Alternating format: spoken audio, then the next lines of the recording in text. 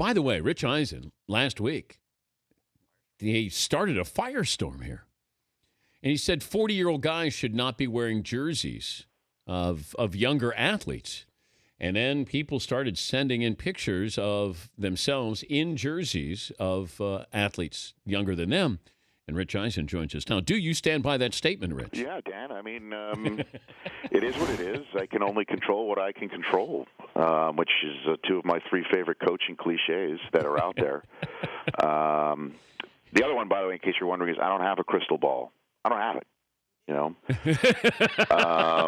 I still don't. How did it is what it is start? Who started that? I don't know. I hate him. Well, then that is what it is, Dan. But and you can. This is the time of year, though, that you can substitute. You can only control what you can control. With I'm only talking about the guys who are here. This is the time of year. Mike Zimmer can't do that anymore because Peterson's in. So that's the time of year that coaches can substitute one cliche for another. Other than that, we're just locked in and taking it one game at a time from here on out. Do you have jerseys? Yeah, I do, but not of anybody younger than me. My jersey that I have at home is Wesley Walker, number 85, from your New York Jets back in the day. Still, I'm proud to say fitting well. With my Richard Eisen name tag sewed in the back so they knew which bunk to return it to after the laundry day. Still have that. But other than that, I mean, I just can't. Look, fans are do what they wish, and they're. I love the passion that fans bring. Obviously, those are the people who call into shows like yours or mine, or watch shows like yours or mine on either of the networks. But I have my rule, and I as a 40-year-old man, I can't just put on Joey Gallo's jersey because he went 3 for 4 in his first game up with the Rangers. You know what I'm saying? Okay. I just can't. Who would you have? Let's say you could wear a jersey, or you were asked to wear a jersey of a current athlete.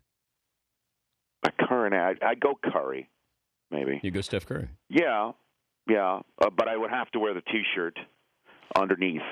Patrick Ewing style, just because, again, I'm a 45-year-old man. How could I wear like a tank top NBA jersey around? It is hard to wear the tank top jersey. Yeah. You know what I'm saying? At some point, it's just it doesn't work. I got the Warriors jersey with the sleeves, and I guess you can wear that, but it's really form-fitting. Yeah, I mean, again, they're just it's not just a personal issue. It's you're a member of society, Dan. And you go out of the house, you have to realize you're a citizen of the world here, and understand what you've got, what you're bringing to the table, and that's part of the equation here. That I'm just throwing it out there. I don't say everybody has to have this rule in their life. It's just mine, and it's something I think that works. What about this expression? That's neither here nor there.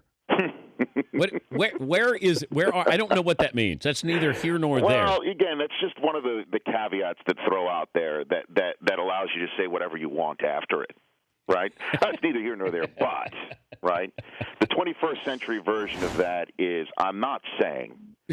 I'm just saying. And then you could just say whatever you wish after that because you've given the caveat of don't hold me to it. Don't hold me to it, but what I'm about to say, I truly do believe, but you can't hold me to it. That's where I don't know. It's neither here nor there, Dan. And then I could just say whatever I wish. Or not for nothing. Not for nothing is enough, but that's old school in a way. That's old school. That's also somewhat grammatically incorrect too. I'm more of a 21st century guy. So I'm not saying, Dan, I'm just saying whatever I wish now because you can't hold me to it, having placed that caveat in front of it. It is what it is, Rich. It is that, Dan. It is what it is. You're Rich Eisen from the NFL Network, also DirecTV. His show follows this program. We had Bob Lee on last hour. The General. From the Mothership. Yes.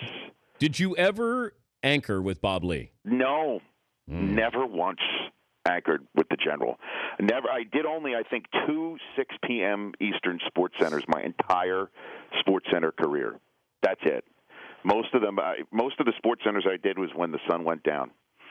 the 11 or the 2 a.m. or the as Stuart and I created, we were the first anchors of the first ever 1 a.m. Eastern Sports Center, and then did the 2 a.m. after that, and tried as best as we could to keep as much of the 1 a.m.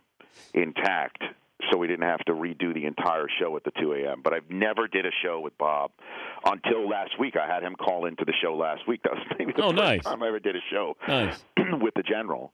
Who is essentially the Peter Jennings of this story of soccer. And he and Shap are just crushing it. Would you rather have Bob Lee's career or Chris Berman's career? Oh, my gosh. Come on, Dan. Why would you ask me that question? I don't know. I'd rather have my career. Well, no. You had to choose. You have to choose. Look, I'm not saying. I'm just saying. No offense, but it's neither here nor there. But can I even just? I don't want to answer that question. I mean, they're both incredible. They're both the tent poles of the worldwide leader. One of whom is the sort of keeper of the journalistic flame, and the other one is the keeper of the Sports Center highlight studio show. Infotainment flame, so you're they're both equally important. I'm not saying one is better than the other. I'm just saying they're both equally important. Does that make sense? Yeah. It depends. What do you think? Hey, you can't turn it around on me.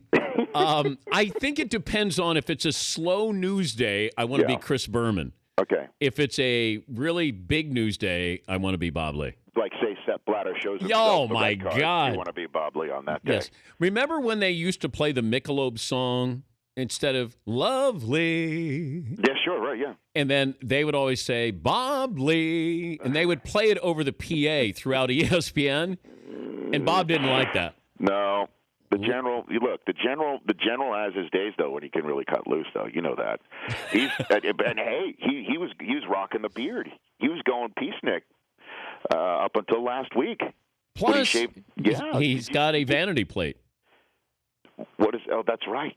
Oh gosh, I forget what it was, but I don't know if we probably shouldn't say it on the air. Oh, you can't do a vanity plate on the air? Oh, can you? I don't know. DNPCD? That's right. That's right. Did not play coach. I always thought it was awesome. Brilliant. Oh, yeah, I loved it. Yeah. I did love that, too. Did not That's play. Right. Who's on the program coming up at noon today, Eastern? the commissioner of the National Basketball Association, Adam Silver, is our first guest. And then Albino. Al comes in, but we're talking pucks with him. As you know, he's a longtime Kings season ticket holder. So he's going to come in and break it down. Person and break down the Ning and the Kings. I'm with you, by the way. Ning is just we can't do that. Did we call him the Ning back when we were doing the highlights? Probably. Back when there was the Bulin Wall in the National Hockey League? Probably. Okay. Nikolai Habibulin. The way you said that, Dan, you just let that roll around your mouth like a fine wine. But, Rich, when he first came up, I had the person doing the highlights saying his name was Nikolai Kabibulin. And I think I went on SportsCenter that night. Was that Jay Jackson, Dan? Was that? No, Jason Jackson? Yeah. No. The person who was actually cutting the highlights. Oh, is that what? Yeah, and I said, oh my gosh, how do you pronounce this? I think it's Kabibulin. And I quickly went Kabibulin, and then somebody said Habibulin. No, okay. Isn't it true though that Guy Hebert was known as Guy Hebert? Guy Herbert. Is that true? Yes. Is that true? Yeah, that he did change. I don't know. Oberman and I were convinced that it was Guy Herbert instead of Guy Hebert. So after Al, and then DeMarco Murray, the leading rusher of the National Football League, calls in, and then Allison Janney, the actress. Nice. She's in the movie Spy, formerly West Wing. She's in studio. I'm excited. She made out with James Corden on Sunday night, Dan. Who hasn't? Would you make out with Allison Janney? You're not saying. I'm not saying. You're just saying. Would you make out with? Would you lock lips with Allison Janney? If she come today? If she said, let's make out. Well, she's making the first move, right, Dan? Yes. Well, I mean, how can I stop that? I mean, I can't just turn my head to the side, right? Yeah. That'd be rude. That would be rude. It's the Rich Eisen Show coming up at noon Eastern, 9 Pacific on DirecTV's Audience Channel 239. Thanks, Rich. Adios, DP. Hi, buddy.